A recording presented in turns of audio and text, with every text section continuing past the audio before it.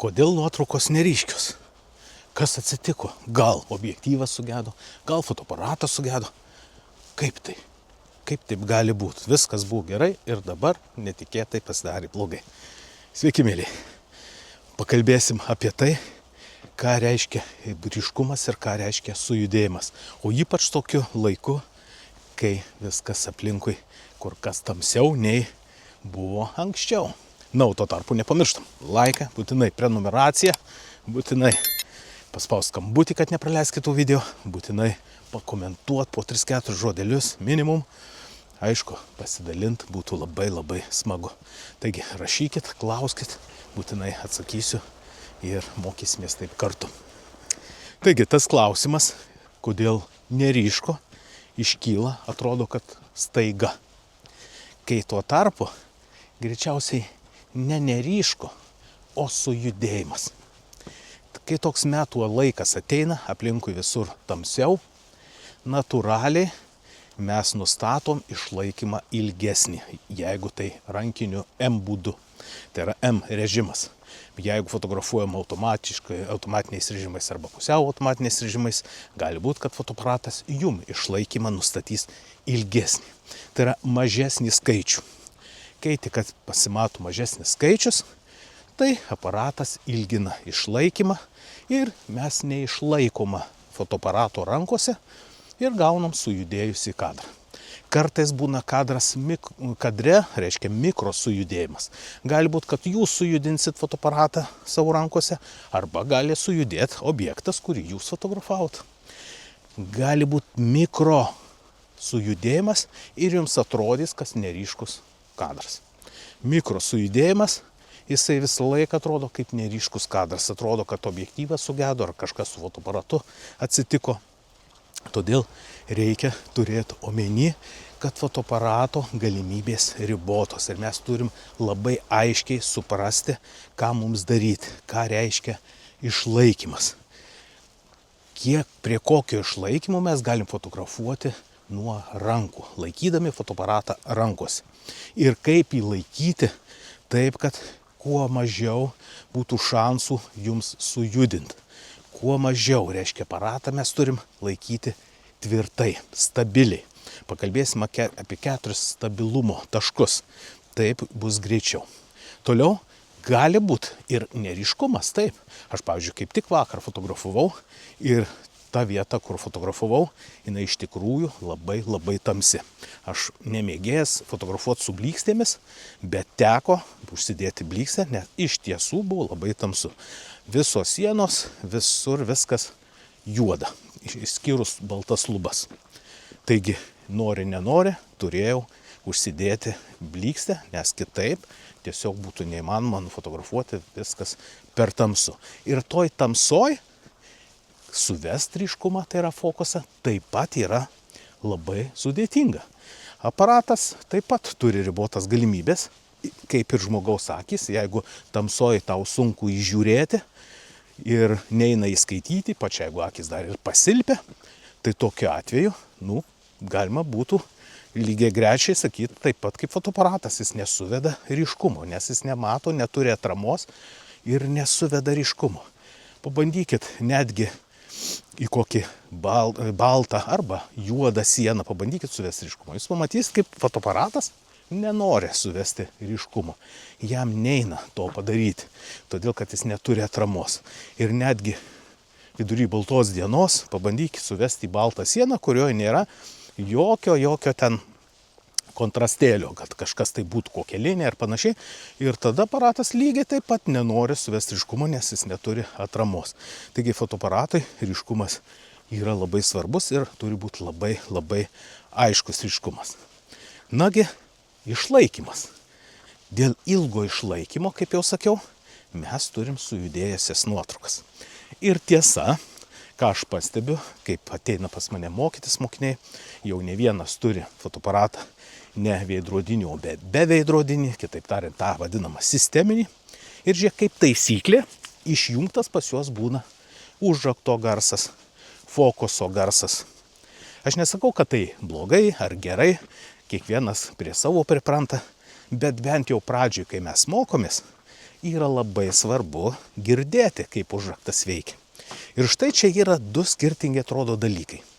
Kai veidrodiniuose fotoaparatuose užraktas, kuris valdo išlaikymo greitį, girdisi, kaip jisai čiaukšia, ne? Čik, čik, čik, čik.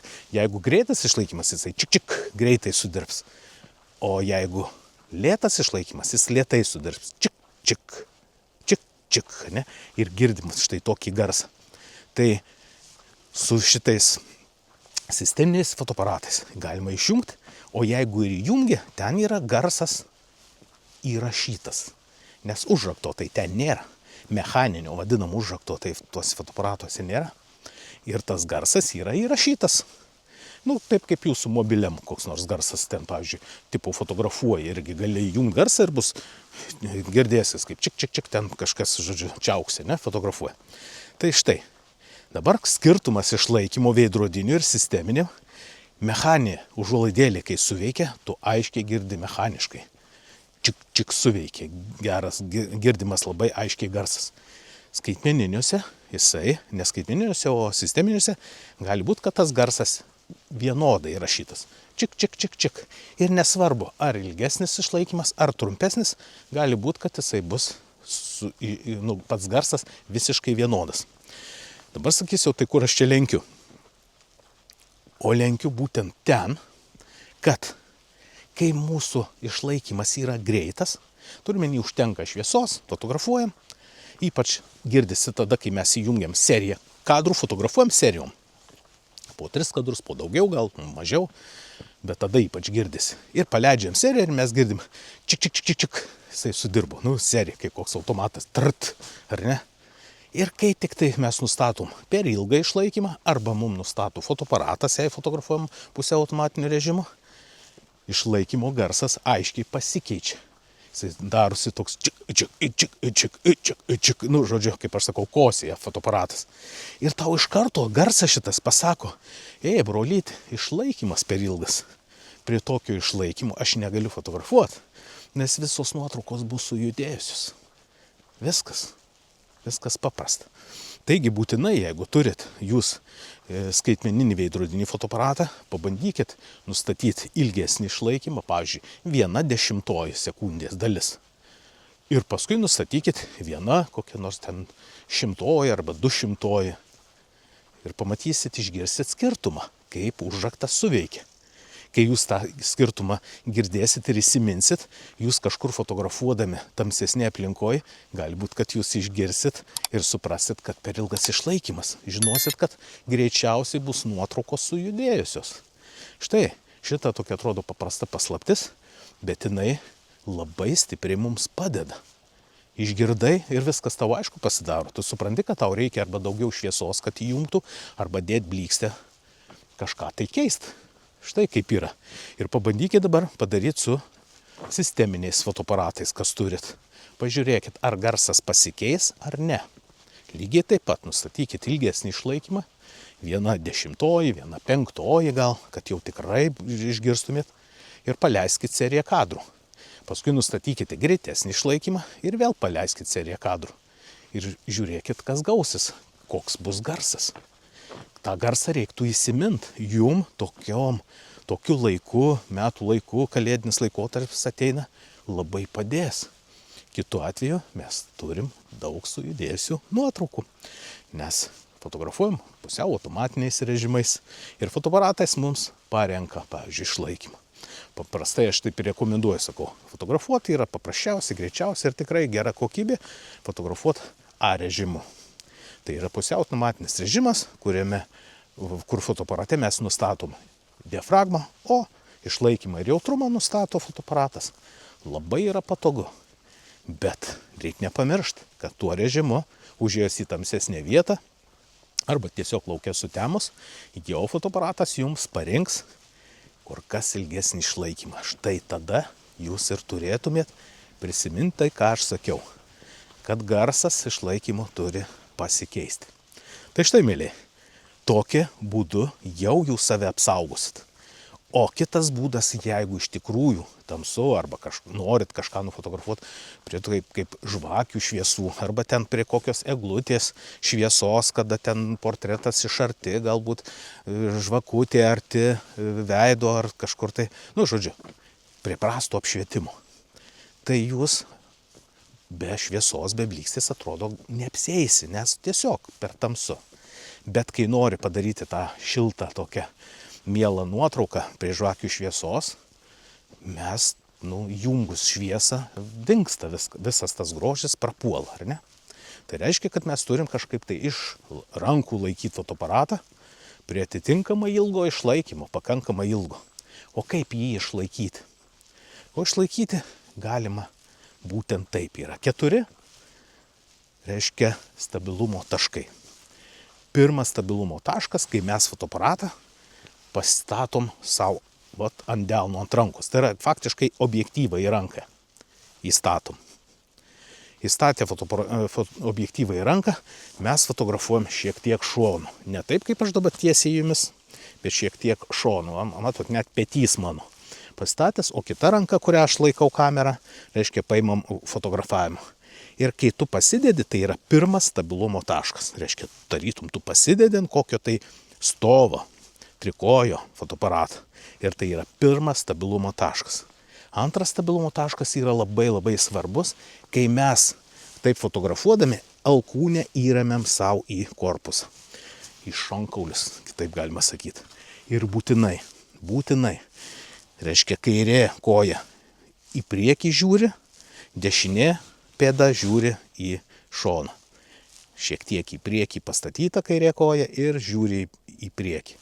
Dešinė pėda žiūri čia. Fotografuojam, prispaudžiam ir jau yra 2 stabilumo taškai. Ir jie labai labai yra svarbus.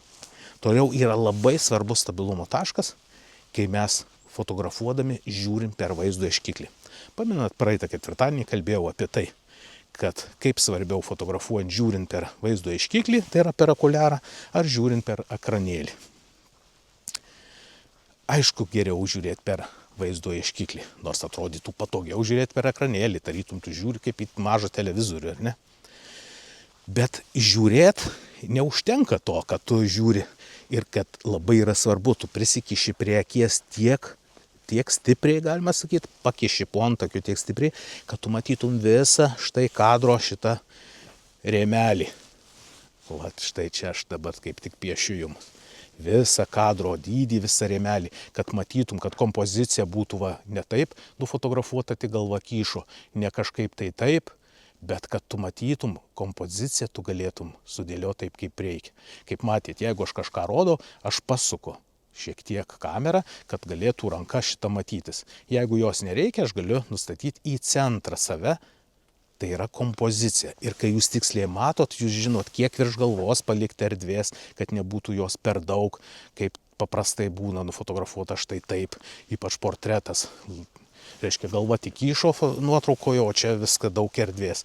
Visą šitą reikia matyti, žiūrint per vaizdo ieškiklį. Bet neužtenka to, kad jūs gerai matysit, kompozicija bus gerai, tai bus 3 stabilumo taškas, nes jūs įremia tarytum į antakio čia tą kaulą. Ir jau bus, reiškia, 1 stabilumo taškas, 2 stabilumo taškas, 3, kada jūs prisikišat prie akies, reiškia, stipriai tarytum po antakio, jau bus 3 stabilumo taškas. Merginų moterim, aišku, kur kas sudėtingiau, sunkiau, ypač pasidažusiom, todėl fotografuot reikia kukliau pasidažius, kad neišsitepti savo aplink akis ir, kaip sako, neapsijuokt. Taigi, nepamirškit, tai yra labai svarbu. Ir kągi, 4 stabilumo taškas. Dažnai aš tą jau darau, kai jau pasimu viską į fotoaparatą į rankas teisingai, ant delno pasidedu, atsiremiu alkūnę į, reiškia, korpusą, toliau prisidedu prie akies, tai štai dešinė ranka, kuri fotografuojama, paėmus fotoaparatą, aš ją ieškau, kur galėčiau atremti alkūnę. Jeigu jau iš tikrųjų taip tamsu, kad tai stengiuosi atremti, gali būti siena, gali būti, nežinau, koks ten kolona, stulpas, medis ar kas, stengiuosi dar ir ją atsiremti. Tai gaunasi, aš turiu 4 stabilumo taškus. Patikėkit, kaip jie padeda, kai tu tai prisimeni, įpranti tai daryti, tai tokiuose tamsiuose aplinkose labai stipriai padeda išlaikyti fotoaparatą nesujudėjus.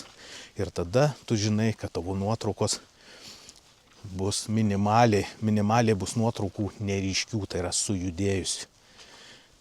Kai tik tai pripranti, turi gerą įprotį, tu kur kas daugiau nuotraukų turi ryškių, aiškių, prie tokio mažesnio apšvietimo, bet galbūt mielų, nes žvakės, šviesa ir taip toliau.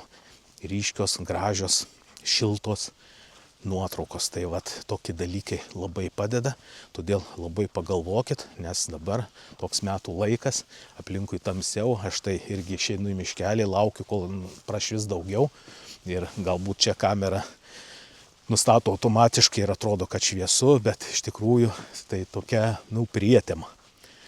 Vat ir stengiuosi eiti, filmuoti, neskubėt, nejudint, nors kamera pati stabilizuoja vaizdą. Vat, bet vis tiek negražu, nesmagu žiūrėti, kai viskas juda, sujudėja, akys ten bėgioja ir žmogui tai yra labai nekomfortiška žiūrėti per televizorių arba kompiuterio ekrane, todėl labai sudėtinga.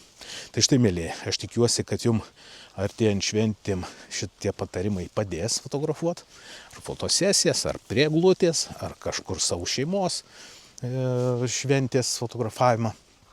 Ir jūs pamatysit, kaip tikrai padeda šitie patarimai. Na, o jeigu